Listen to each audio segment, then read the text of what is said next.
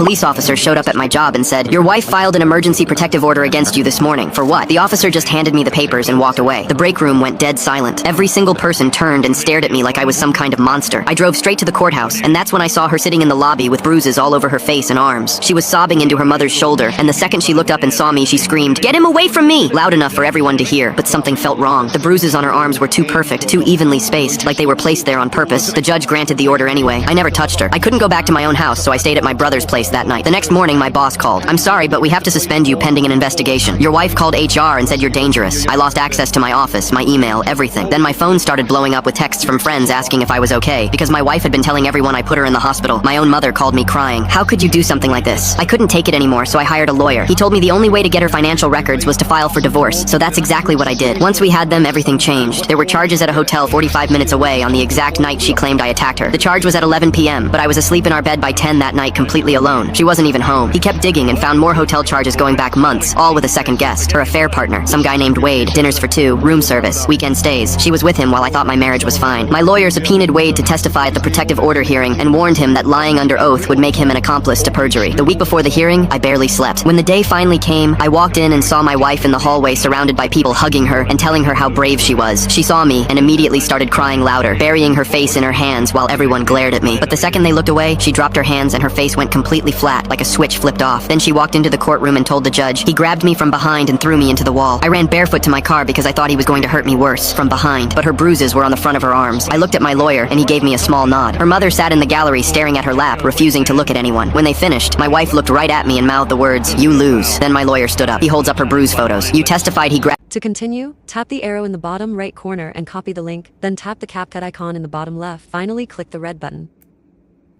When I pulled out the tampon in front of her, she actually gagged. "We need to admit you," she said, covering her mouth. "Hospital day 1.